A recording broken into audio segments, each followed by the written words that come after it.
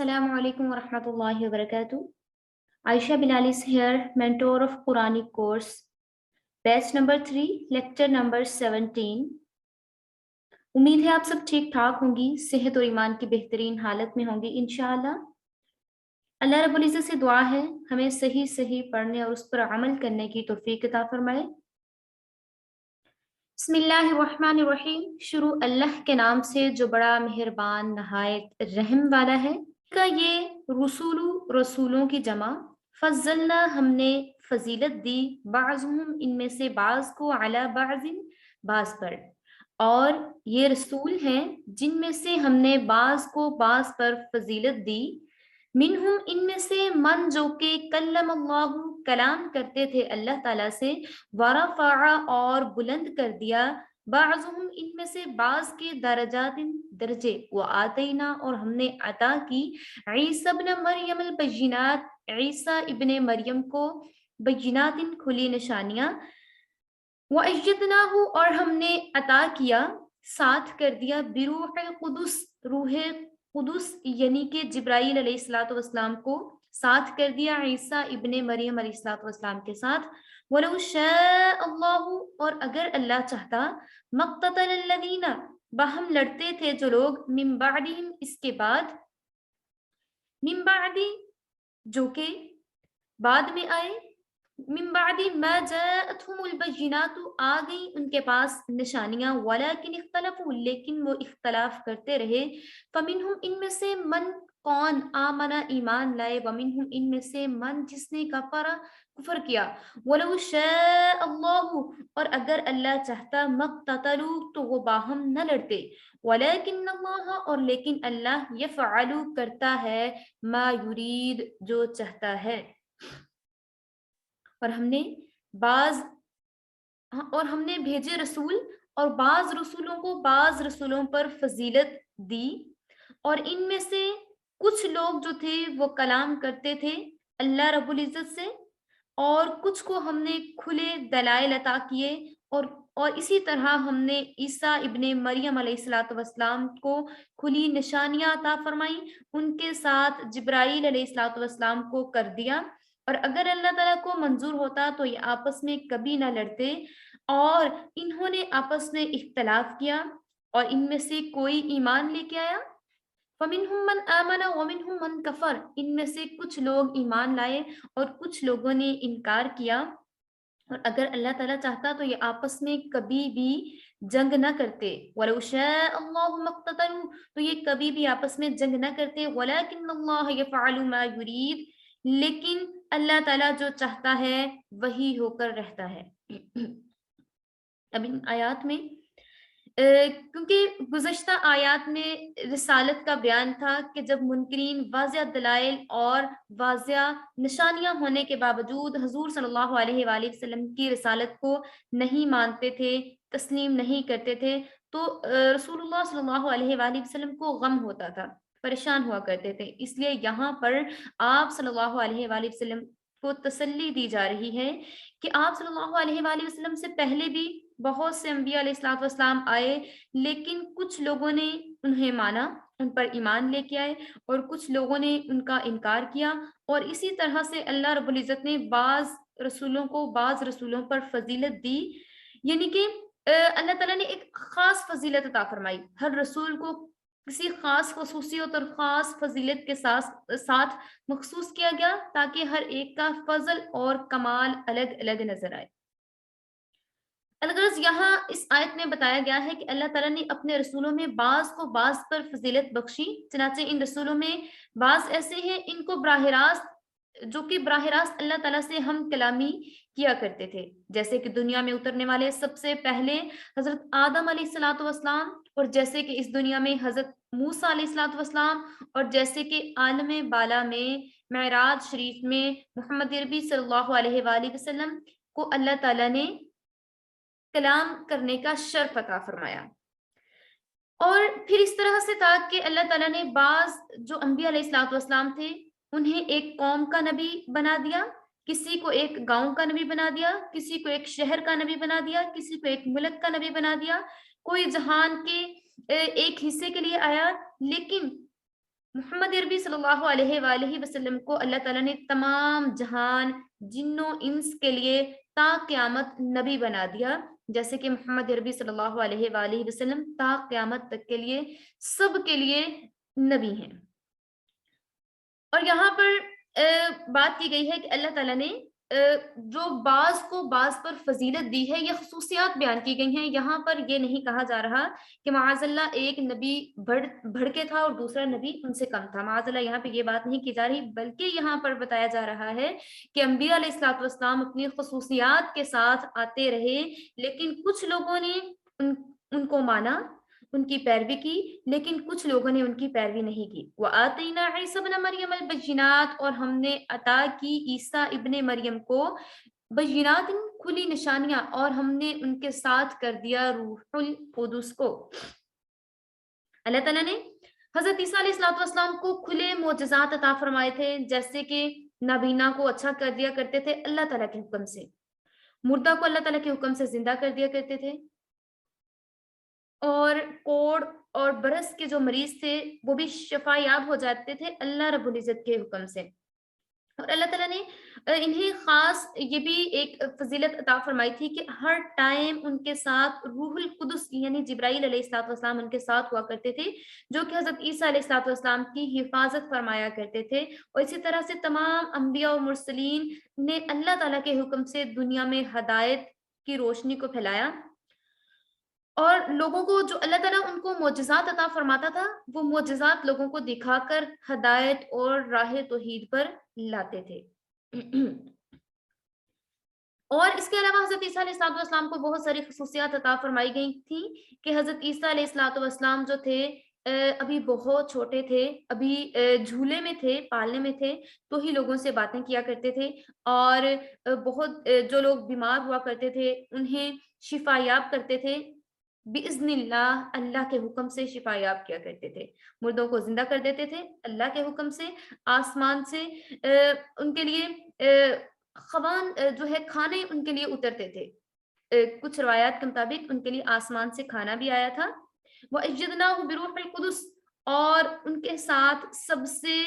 عظیم فرشتہ جبرائیل علیہ الصلوۃ والسلام جو حضرت عیسیٰ علیہ الصلوۃ والسلام کے ساتھ رہتے تھے، اس پر یہاں پر بتایا جا رہا ہے کہ اللہ تعالیٰ نے ان کی حفاظت کے لیے، ان کی پروٹیکشن کے لیے حضرت عیسیٰ علیہ الصلوۃ والسلام کو ان کے ساتھ کر دیا تھا۔ وَلَوْ شَاءَ اللَّهُ، دیکھیں اللہ تعالیٰ نے حضرت عیسیٰ علیہ الصلوۃ والسلام کو اتنی خصوصیات عطا فرمائی تھی، لیکن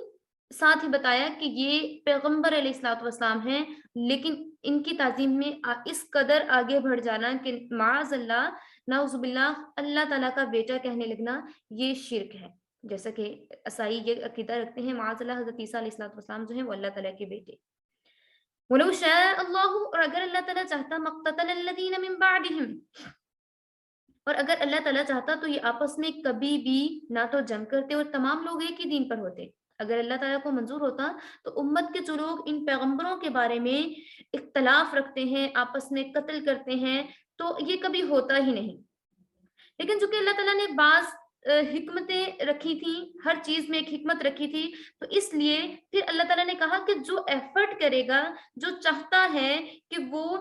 جو ہے ہدایت کا رستہ اختیار کرے، اللہ تعالیٰ نے اسی کو ہدایت عطا فرمائی، اور جو نہیں چاہتا، جو نور نہیں پانا چاہتا، جو ہدایت نہیں لینا چاہتا، اس کو ہدایت نہیں عطا فرمائی گئی۔ حضرت ابو موسیٰ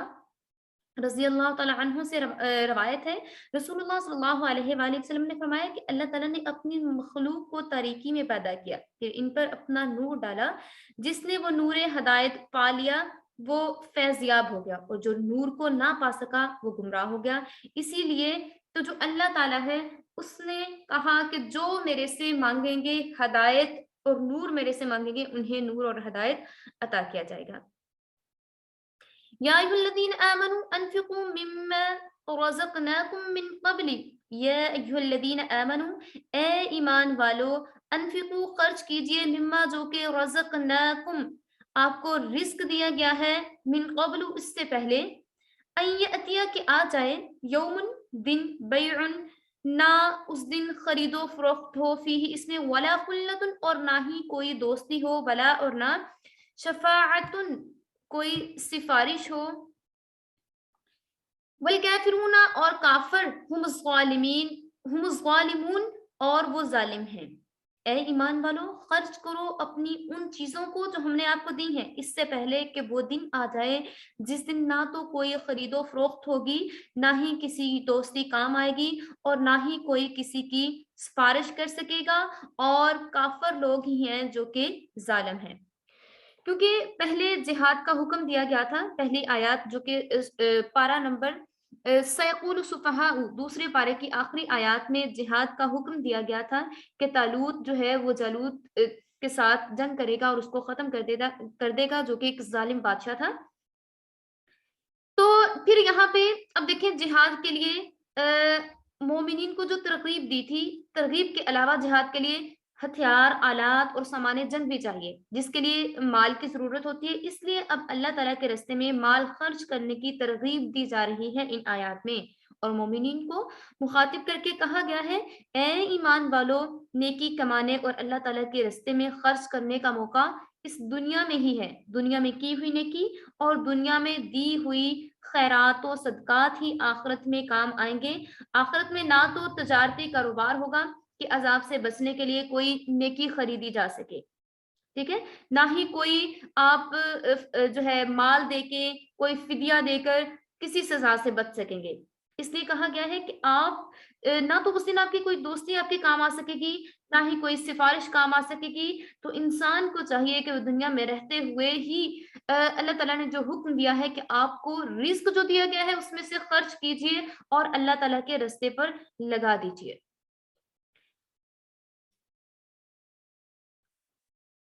अल्लाहु ला इलाहा इल्ला हु, आगे स्टार्ट हो रही है आयतुल कुर्सी। अल्लाहु अल्लाह, ला नहीं, इलाहा कोई माबूद, इलाहा माबूद, इल्ला सिवाय हुआ उसी के, अल्लाह वो है जो कि इबादत के लायक है और इसके सिवा कोई माबूद नहीं है। अल्लाह ही माबूद है, अल्लाह देने वाला है, वही बेटे अता फरमाने वाला है, वही बेटियां अता फरमाने वाला है, वही रिस्क देने वाला है, वही खुशियां देने वाला है, वही राहतें देने वाला है, वही गम देने वाला है। हर तरह की आसाइशें, हर तरह की खुशियां, हर तरह की शोहरत, हर तरह की बुलंदियां अल्लाह रब्बुल इज्जत देने वाला है, क्योंकि वही एक माबूद है, इसके सिवा कोई दूसरा माबूद नहीं। आयतल कुर्सी की पहले फजीलत देख लीजिए, इसको नोट कर लें। ये आयत मुबारका जिसका लक़ब आयतल कुर्सी है और जिसको हदीस में आज़म आयत कहा गया है, आज़म बुलंद, अजीम, बुलंद, बुलंद आयत कहा गया है, जिसमें अल्लाह ताला ने अपनी तौहीद और कमालात सिफाती और अजमत शान और तकद्दुस व जमाल का जिक्र फरमाया है और अपनी तौहीद पर दलाइल बयान फरमाए हैं। एक रवायत में हजरत अली रजी अल्लाह तआला अन्हु से रवायत है कि उन्होंने कहा कि मैंने सुना रसूलुल्लाह सल्लल्लाहु अलैहि वसल्लम लकड़ी के इस मिंबर पर बैठने लगे, तो उन्होंने कहा कि जो शख्स हर नमाज के बाद आयतल कुर्सी पढ़े तो इसको मौत के सिवा कोई चीज जन्नत में जाने से नहीं रोकती, और जो शख्स आयतल कुर्सी को सोते वक्त पढ़े, अल्लाह ताला उसके और उसके पड़ोसियों के और जितने मकानात इसके इर्द गिर्द हैं सबको अपने अमन में रखता है। और ये मशकात शरीफ की हदीस है। एक रिवायत में हजरत अबू हुरैरा रजी अल्लाह तआला अन्हु से मरवी है कि हुजूर सल्लल्लाहु अलैहि वसल्लम ने इरशाद फरमाया, सूरह बकरा में एक आयत है जो कि तमाम आयत कुरान की सरदार है और वो आयतुल कुर्सी है। जिस घर में आयतुल कुर्सी पढ़ी जाती है शैतान उससे निकल जाता है। और इसके अलावा इसमें अल्लाह ताला की माबूदियत को तफसील से बयान किया गया है कि वही खालिक है, वही पालने वाला है, वही रोजी देने वाला है, वही मारने वाला है, वही जिंदा करने वाला है। हर बीमारी, तंदुरुस्ती, अमीरी, गरीबी, हर चीज का बनाना, बिगाड़ना, नफा, नुकसान, हर चीज उसी के कब्जे कुदरत में है। इसके सिवा जमीन और आसमान में जो हस्तियां हैं, खा वो इंसान हैं, फरिश्ते हैं, सब उसी के बंदे हैं और उसी के पैदा किए हुए हैं। इसकी खुदाई में कोई शरीक नहीं, कोई साथी नहीं, और कोई भी इसके कामों में दखल नहीं दे सकता, और ना ही किसी की इतनी मजाल है कि वो इसके कामों में दखल दे सके। मुश्किलों, मुसीबतों, तमाम हाजतों में इसी से इल्तिजा और दुआ की जाएगी। और जब वही हकीकी मालिक है और अहकमुल हाकिमीन है, तो ज़रूरी है कि उसके हर हुक्म को माना जाए। और इसके अलावा मैं बहुत छोटी थी जब ये मैंने सुना, अब मुझे एग्ज़ैक्ट याद नहीं कि पढ़ा मैंने नहीं, लेकिन मैंने सुना था कि अगर आप आयतुल कुर्सी पढ़ते हैं, तो एक दफ़ा जब आप आयतुल कुर्सी पढ़ते हैं, तो अल्लाह ताला एक फ़रिश्ते को आप पर मुकर्रर फ़रमा देता है कि आप मीन्स कि एक फ़रिश्ता आता है जो कि आपको प्रोटेक्ट कर रहा होता है, आपको बचा रहा होता है, हर तरह से आपकी हिफ़ाज़त कर रहा होता है। जब आप 2 दफ़ा आयतुल कुर्सी पढ़ते हैं, तो अल्लाह ताला 2 फरिश्तों को आपके गिर्द मुकर्रर फरमा देता है, जो आपकी हिफाज़त कर रहे होते हैं। और इसी तरह से अगर आप 3 दफ़ा आयतुल कुर्सी पढ़ते हैं, तो अल्लाह ताला फरिश्तों को हुक्म देता है कि आप दोनों चले जाइए, अब मैं अपने इस बंदे की हिफाज़त करूँगा। तो ये चीज़ मेरे ज़हन में थी, और करीबन मैं 10th क्लास में थी जब मेरा कॉम्पिटिशन था, और मैं आप लोगों के साथ अपनी लाइफ़ स्टोरी आज शेयर कर रही हूँ।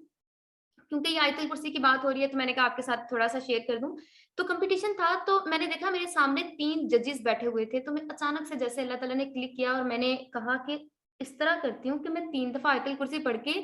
अल्लाह ताला ने तो कहा है ना कि 1 दफ़ा आयतुल कुर्सी पढ़ने से 1 फरिश्ता मुकर्रर हो जाता है, 2 दफ़ा पढ़ने से 2 फरिश्ते मुकर्रर हो जाते हैं, 3 दफ़ा पढ़ने से अल्लाह ताला खुद हिफाज़त फरमाता है। मैंने आयतुल कुर्सी पढ़ के एक जज के ऊपर फूँक मारी। मैंने कहा अल्लाह ताला एक फरिश्ता इसके पीछे खड़ा कर दे कि ये बस मेरा नाम लिखे कि फर्स्ट पोज़ीशन आयशा को ही देनी है। फिर दूसरे जो जज साहिब बैठे हुए थे, उनके ऊपर मैंने आयतुल कुर्सी पढ़ के फूँक मारी और ज़हन में यही सोचा। फिर तीसरे जो जज साहिब थे, हालाँकि इतनी छोटी थी, ज़हन में मेरे पता नहीं क्या था, लेकिन आप लोगों के साथ शेयर कर रही हूँ। और उनके ऊपर भी मैंने आयतुल कुर्सी पढ़ के फूँक मारी, और मैंने कहा अल्लाह ताला इन तीनों के इर्द-गिर्द एक-एक फरिश्ता लगा दीजिए कि इनकी ड्यूटी लगा दें कि फर्स्ट पोज़ीशन आयशा को ही देनी है। और फिर 3 दफ़ा मैंने खुद भी आयतुल कुर्सी पढ़ ली। टोटल 6 टाइम मैंने पढ़ी, और मैंने कहा ये जो मैंने 3 दफ़ा पढ़ी है ना, इसमें आपने मेरे साथ रहना है और मुझे अच्छे तरीके से तिलावत करने की तौफ़ीक देनी है कि मेरी फर्स्ट पोज़ीशन आ जाए। बिलीव कीजिए, तब करीबन 45 स्कूल्स थे, और उनमें से मेरी फर्स्ट पोज़ीशन आई, और तब मुझे इतना यकीन, मैंने कहा बस वो अल्लाह ताला ने उनके लिख दिया था। हालाँकि सब लोग कह रहे थे अच्छी तिलावत की है, बहुत अच्छी, लेकिन मुझे लग रहा था कि मैंने अच्छी नहीं की, और ये सिर्फ़ और सिर्फ़ अल्लाह ताला ने मेरे से अच्छा करवाया, और फरिश्ते थे जिन्होंने जजेस को इस बात पर मजबूर कर दिया कि आयशा का ही नाम लिखना है। तो ये मैं आपके साथ इसलिए शेयर कर रही हूँ कि अगर आप यकीन के साथ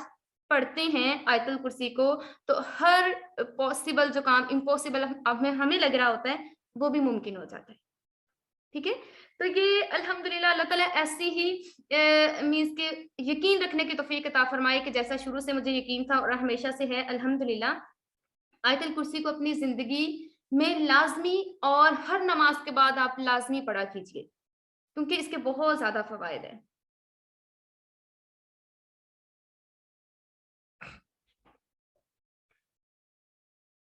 अल हय्यु ज़िंदा करने वाला, क़य्यूम थामने वाला है, ला तअख़ुज़ुहु ना उसे आती है, सीनतुन ऊँग, वला नौम और ना ही नींद। ना उसको ऊँग आती है, ना उसको नींद आती है, लहू इसी के लिए है, मा जो कि फिस समावाति आसमानों में है, व मा फिल अर्ज़ि और जो कि ज़मीन में है, वला और ना, मन ज़ल्लज़ी कौन है, मन कौन ज़ल्लज़ी जो है, यशफ़अउ सिफ़ारिश कर सके, इंदहु इसके पास, इल्ला सिवाय बिइज़्निही इसके हुक्म से, यअलमु वो जानता है, मा बैना जो कि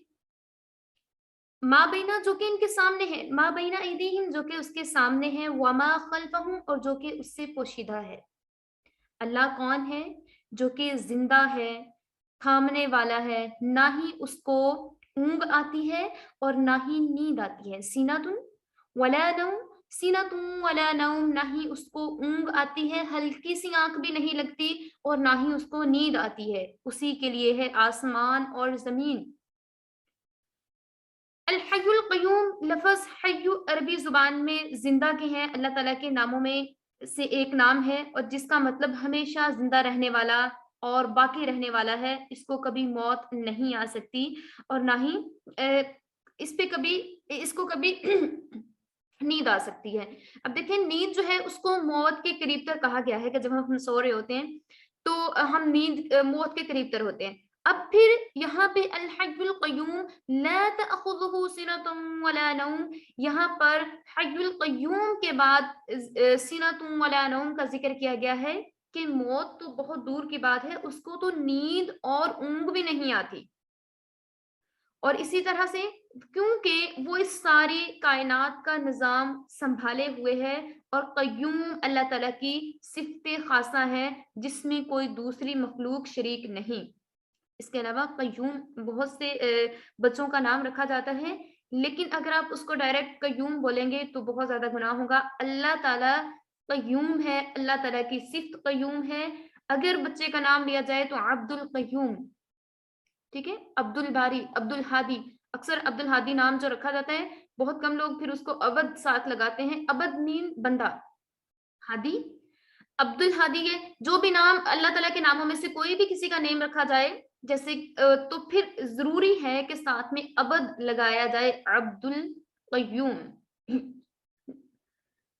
کیونکہ جو بھی اس طرح سے نیم لے گا اس کو گناہ ہوگا، تو اس لیے اس کی احتیاط کرنا ضروری ہے۔ لا تأخذہ سنۃ ولا نوم، اس کو اونگ نہیں آتی نہ ہی اس کو نیند آتی ہے، وہ ان سب سے بالا تر ہے۔ اور کیونکہ جب اونگ اور نیند آتی ہے تو اس میں تھوڑا سا ہمارا نقصان ہوتا ہے، کیونکہ ہم جب سو رہے ہوتے ہیں ہمیں نہیں پتا ہوتا کہ ارد گرد کیا ہو رہا ہوتا ہے، تو اس لیے یہاں پر تشبیہ دی جا رہی ہے کہ اللہ تعالیٰ ہر چیز کی حفاظت فرمانے والا، نگہداشت کرنے والا ہے، تو اس لیے اللہ تعالیٰ اس دنیا کو چلانے والا، کائنات کو چلانے والا، اس کے نظام کو چلانے والا ہے، نہ اس کو نیند آتی ہے نہ ہی اس کو اونگ آتی ہے۔ لہو ما فی السماوات والارض وما فی الارض، اور جو کچھ زمین میں ہے اور جو کچھ آسمان میں ہے سب اسی کا ہے، سب اسی کے تابع ہیں اور اسی کے غلبہ قدرت کے زیر حکومت ہیں۔ وہ مالک مختار ہے، جس طرح چاہے دنیا کو چلائے۔ زمین و آسمان کی حقیقت، زمین اللہ تعالیٰ نے زمین کو بنا دیا، آسمان کو بنا دیا، آسمان کو اتنی خوبصورتی سے بنا دیا کہ اس میں اللہ تعالیٰ نے اس کی خوبصورتی کے لیے چاند، سورج، ستارے، جگمگاتے ہوئے ستارے بنا دیے، چاند کو اس کے اندر لگا دیا تاکہ ہم اپنے اوقات معلوم کر سکیں، اور اسی طرح سے سورج کو اس کے اندر لگا دیا تاکہ ہماری فصلیں پک سکیں، تاکہ ہمارے فروٹس پک سکیں، اور ان کو ہمارے لیے ذریعہ معاش بھی بنا دیا کہ اللہ تعالیٰ نے ایک ٹائم کے لیے رات بنائی اور اللہ تعالیٰ نے ایک ٹائم کے لیے دن بنا دیا، کہ آسمان میں جو کچھ ہے اور جو کچھ زمین میں ہے تمام کا تمام اللہ تعالیٰ کے زیر فرما ہے۔ من ذا الذی یشفع عندہ الا باذنہ، یعنی ایسا کون ہے جو اللہ تعالیٰ کے پاس سفارش کر سکے اللہ تعالیٰ کی اجازت کے بغیر۔ اللہ تعالیٰ وحدہ لا شریک ہے، اور کسی کی اتنی مجال نہیں کہ اس کے سامنے اس کی اجازت کے بغیر نہ مجرموں کی اور گناہگاروں کی، اور جو لوگ گناہ کر رہے ہیں یا جو لوگ کافر ہیں ان لوگوں کی اللہ تعالیٰ سے سفارش کر سکے اور شفاعت کر سکے کہ یہ لوگ ہماری سفارش سے ان کو معاف فرما دیا جائے، ایسے اللہ تعالیٰ کبھی بھی نہیں کریں گے۔ یعلم ما بین ایدیہم وما خلفہم، یعنی اللہ تعالیٰ ان لوگوں کے آگے پیچھے کے تمام حالات و واقعات سے واقف ہے، باخبر ہے۔ اللہ تعالیٰ جانتا ہے جو کچھ ہمارے دلوں میں ہے، جو کچھ آگے بھیج چکے ہیں یا جو کچھ بھی کر رہے ہیں، اور ان کے پیدا ہونے سے پہلے، پیدا ہونے کے بعد تمام حالات و واقعات۔ ابھی ہم پیدا نہیں ہوئے، ابھی ہم دنیا میں نہیں آئے، لیکن اللہ تعالیٰ کو پتا ہے کہ یہ جو پیدا ہونے والا بچہ ہے کب تک زندہ رہے گا، دنیا میں کیا کیا کرے گا، اور کیسے کیسے اپنی زندگی کو گزارے گا، ہر چیز کا علم اللہ تعالیٰ کو پتا ہے۔ اور اسی طرح سے پہلے اور بعد میں، ما بین ایدیہم وما خلفہم، اس کے انسان کے جو کھلے ہوئے اور پیچھے سے مراد جو اس کے پوشیدہ واقعات ہیں، تمام چیزوں کا علم اللہ رب العزت کو ہے، اور کسی کی اتنی مجال نہیں کہ وہ اللہ رب العزت سے اپنی چیزوں کو چھپا سکے۔ اگر گناہ کرے چھپ کے گناہ کر رہا ہے، اس کو لگ رہا ہے مجھے کچھ کوئی نہیں دیکھ رہا اور میں بالکل اکیلا ہوں، تو اس کو چاہیے وہ ایسی جگہ پہ چھپ جائے جہاں پر اسے اللہ تعالیٰ بھی نہ دیکھ سکے۔ اب دیکھیں اگر وہ ایسی جگہ پہ چھپنے کی کوشش کرے کہ اس کو اللہ تعالیٰ بھی نہ دیکھے، تو وہ اگر اس کے ذہن میں یہ بات آ جائے کہ یہاں پہ بھی مجھے اللہ تعالیٰ دیکھ رہا ہے، اگر میں گناہ کا کام کر رہی ہوں تو کبھی بھی وہ گناہ کا کام ہی نہ کرے۔ وَلَا يُحِيطُونَ وَلَا يُحِيطُونَ بِشَيْءٍ مِّنْ عِلْمِهِ اور نہ يُحِيطُونَ وہ احاطہ کرتے ہیں بِشَيْءٍ کسی چیز کا، اور وہ وَلَا يُحِيطُونَ بِشَيْءٍ اور وہ نہیں احاطہ کرتے کسی چیز کا من علمه اپنے علم کے سوا إلا سوائے بما شاء جتنا وہ چاہے وسع سما لیا کرسی السماواتی آسمان والارض اور زمین ولا اور نہ یعودہ تکاتی ہے اس کو حفظہما اس کی حفاظت، ان کی حفاظت وہوا اور وہ علی بلند ہے، عظیم عظمت والا ہے، اور وہی بلند اور عظمت والا ہے۔ ولا یحیطون انسان اور تمام مخلوقات اللہ تعالیٰ کے علم کے سوا کسی حصہ کا احاطہ نہیں کر سکتے مگر اللہ تعالیٰ ہی خود جس کو جتنا علم عطا کرنا چاہے صرف اتنا ہی اس کو علم عطا کر سکتا ہے۔ ولا یحیطون بشیء من علمه الا بما شاء اگر کوئی کوشش کرتا ہے وہ پی ایچ ڈی کر لے، وہ بہت بڑا اسکالر بن جائے، وہ تمام کی تمام تر ڈگریاں حاصل کر لے، لیکن اللہ تعالیٰ جتنا علم اللہ تعالیٰ اس کو دینا چاہے صرف اور صرف اتنا ہی علم وہ لے سکتا ہے۔ اگر کوئی پی ایچ ڈی کر لے اور پیچھے جتنا بھی اس نے علم حاصل کیا اس کو سارے کا سارا بھول جائے تو وہ کیا کرے گا؟ جس قدر علم اس کے ذہن میں اللہ رب العزت نے سمانا ہے، ڈالنا ہے، اتنا ہی علم اس کے پاس آ سکتا ہے۔ جتنی مرضی ایفرٹ کر لے اس کے پاس اس سے زیادہ علم نہیں آ سکتا۔ کوئی جتنا مرضی پڑھ لے، جتنی مرضی ڈگریاں لے لے، اس کے پاس اس سے زیادہ علم نہیں آ سکتا جتنا اللہ تعالیٰ نہ چاہے۔ اگر اللہ تعالیٰ چاہے تو وہ زیادہ علم حاصل کر سکتا ہے اور وہ اس کو یاد بھی رکھ سکتا ہے۔ اس میں یہ گویا کہ اس میں یہ بتایا گیا ہے کہ تمام کائنات کے ذرہ ذرہ کا علم جو کہ اللہ تعالیٰ ہی عطا فرمانے والا ہے، اللہ تعالیٰ کے پاس ہی ہر چیز کا علم موجود ہے، کوئی دوسری مخلوق اس میں شریک نہیں، اور اللہ تعالیٰ ہی ہے جو کہ ہر طرح کا علم جانتا ہے، اور بندے میں صرف اتنی سی مقدار ہے کہ اتنی سی مقدار میں بندہ جان سکتا ہے جتنا اللہ تعالیٰ اس کو دینا چاہے۔ کرسی کا معنی یہاں پہ کیا ہے؟ وسع کرسیہ السماوات والارض اور اس کی کرسی نے سب آسمانوں اور زمین کو اپنے گھیرے میں لے رکھا ہے۔ کرسی کی تفسیر اور معنی میں مختلف اختلافات ہیں، بہت سے مفسرین نے اس کے لیے مختلف طرح سے تفاسیر لکھی ہیں۔ حضرت ابن عباس رضی اللہ تعالیٰ عنہ فرماتے ہیں کہ کرسی سے مراد علم ہے، ٹھیک ہے، یعنی اس کا علم تمام آسمانوں اور زمینوں کا انتظام درست رکھے ہوئے ہے، بالکل ٹھیک طریقے سے آسمان اور زمین کا انتظام چلائے ہوئے ہے۔ لیکن بعض مفسرین نے کہا ہے کہ کرسی کے معنی قدرت و عظمت بیان کیے گئے ہیں، یعنی اس کی قدرت کاملہ اور عظمت تمام آسمانوں اور زمین کا انتظام درست رکھے ہوئے ہیں۔ لیکن بعض نے اس سے مراد یہ لیا ہے کہ کرسی جو ہے وہ ایک جسم ہے، وہ جسم کیسا ہے؟ وہ عرش سے چھوٹا ہے اور آسمان سے بڑا ہے، ٹھیک ہے، عرش جو ہے وہ بہت بڑا ہے، آسمان چھوٹا ہے، لیکن جو کرسی ہے وہ کیا ہے؟ وہ عرش سے چھوٹی ہے اور آسمان سے بڑی ہے۔ لیکن اس کے لیے بہت سے جو محققین ہیں انہوں نے اس پر یہ نقطہ اٹھایا کہ اللہ تعالیٰ تو نشست و برخاست سے پاک ہے نا، کہ اللہ تعالیٰ بیٹھنے سے پاک ہے، کوئی بھی اللہ تعالیٰ کسی چیز کا محتاج نہیں۔ کرسی جو ہے بندہ اس کا محتاج ہوتا ہے اس پہ بیٹھنے کے لیے، تو اللہ تعالیٰ کسی چیز کا محتاج نہیں ہے، تو اس لیے یہ تخت اور کرسی جو ہے اس کے معنوں میں نہیں آ سکتا، بلکہ اس کے معنوں میں یہی آ سکتا ہے کہ یہ علم ہے یا پھر یہ قدرت و عظمت ہے اللہ تعالیٰ کی۔ واللہ اعلم، لیکن اللہ تعالیٰ زیادہ جانتا ہے۔ ولا یؤودہ حفظہما اور اللہ تعالیٰ ولا یؤودہ حفظہما وہو العلی العظیم اللہ تعالیٰ ان دونوں یعنی آسمانوں اور زمین کی حفاظت کو اللہ تعالیٰ کو چلانا اور اس کو بالکل ٹھیک ٹھیک چلانا اللہ تعالیٰ کے لیے کوئی بھی دشوار نہیں ہے، اور اس میں یہ بات کی گئی ہے وَلَا يَؤُودُهُ حِفْظُهُمَا، اور اس کی حفاظت کرنا، زمین و آسمان کے انتظام کو چلانا اللہ تعالیٰ کے لیے بالکل بھی مشکل نہیں ہے۔ وَهُوَ الْعَلِيُّ الْعَظِيمُ، اور وہ عالی شان عظیم الشان ہے، یعنی اللہ تعالیٰ ہر چیز سے عالی مرتبہ اور رفیع الشان ہے، کہ اللہ تعالیٰ اپنی سلطنت، حکومت اور غلبہ کے لحاظ سے بہت رفیع الشان ہے۔ رفیع کا مطلب بلند، اپنی شان میں سب سے زیادہ بلند ہے۔ لا اکراہ، نہیں زبردستی، فی الدین، دین میں، قد تبین، یقیناً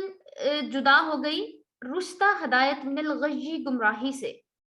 فمن یکفر، فمن یکفر، پس جو انکار کرے، بالطاغوتی، گمراہ کرنے والا، ویؤمن، اور ایمان لائے، باللہ، اللہ پر، فقد استمسک، تو تحقیقاً اس نے تھام لیا، استمسک، اس نے تھام لیا، بالعربتی، ہلکا، وثقا، مضبوطی سے، لن فسام، ٹوٹتا نہیں ہے، لہا، اس کو، واللہ، اور اللہ، سمیع، سننے والا، علیم، جاننے والا ہے۔ اب اس آیت کا شان نزول ہے، لا اکراہ فی الدین، قد تبین الرشد من الغی، دین میں زبردستی نہیں ہے، ہدایت یقیناً گمراہی سے کہیں بالاتر ہے، ممتاز ہے۔ شان نزول اس کا اس طرح سے ہے کہ ایک انصاری تھے جو کہ خود تو مسلمان ہو گئے تھے، لیکن ان کے 2 لڑکے عیسائی تھے۔ انہوں نے نبی کریم صلی اللہ علیہ وآلہ وسلم کی خدمت میں آ کر عرض کیا کہ یا رسول اللہ صلی اللہ علیہ وآلہ وسلم، مجھے اجازت دی جائے کہ میں اپنے لڑکوں کو جبرن، زبردستی مسلمان بنا لوں۔ تو اس وقت یہ آیت مبارکہ نازل ہوئی اور حضور صلی اللہ علیہ وآلہ وسلم نے جبرن مسلمان بنانے کی اجازت نہ دی۔ شان نزول کے سلسلہ میں ایک روایت یہ بھی ہے کہ اسلام سے پہلے مدینہ کی مشرک عورتیں جب انہیں اولاد نہیں ہوا کرتی تھی تو وہ ایک نظر مانا کرتی تھی، منت مانتی تھی کہ اگر ہمارے ہاں اولاد ہوئی تو ہم اسے یہودیوں کے سپرد کر دیں گے، کیونکہ اسلام سے پہلے، جیسے کہ آپ کو پہلے بھی کافی دفعہ بتایا جا چکا ہے، اسلام سے پہلے مدینہ میں یہودی کیونکہ اہل کتاب تھے، ان کے پاس کتاب تھی، انہیں بہت معتبر سمجھا جاتا تھا، اور بت پرست مشرکین ان کے مذہب کو بہتر سمجھتے تھے۔ اسی طرح سے ان کے بہت سے بچے یہودیوں کے پاس تھے کہ وہ نظر مانا کرتے تھے، منت مانا کرتے تھے کہ انہیں یہودی بنا دیا جائے گا، اگر اللہ تعالیٰ انہیں اولاد دے تو یہ اپنے بچے کو یہودی بنا دیں گے۔ جب مدینہ میں اسلام آیا اور یہ لوگ مسلمان ہو کر انصار مدینہ بنے، تو بعض انصار نے حضور صلی اللہ علیہ وآلہ وسلم سے عرض کیا کہ ہم نے اپنی اولاد کو یہودی مذہب پر اس لیے ڈال دیا تھا کہ جو یہودیوں کا مذہب تھا وہ اہل کتاب تھے اور ہمارے سے بہتر تھے، ہمارے بت پرست والے مذہب سے بہتر تھے، ہم بت پرست تھے، وہ اہل کتاب تھے۔ اب جب کہ اللہ تعالیٰ نے ہم کو دین اسلام عطا فرما دیا ہے، اس کی سمجھ عطا فرما دی ہے دین اسلام کی، تو اب ہم اپنی اولاد کو مسلمان ہونے پر مجبور کر دیں۔ تو اس وقت یہ آیت مذکورہ نازل ہوئی کہ جبرن اور زبردستی مسلمان نہیں بنانا۔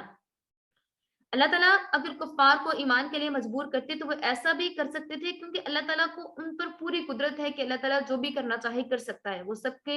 اللہ تعالیٰ سب کا خالق و مالک ہے، مگر چونکہ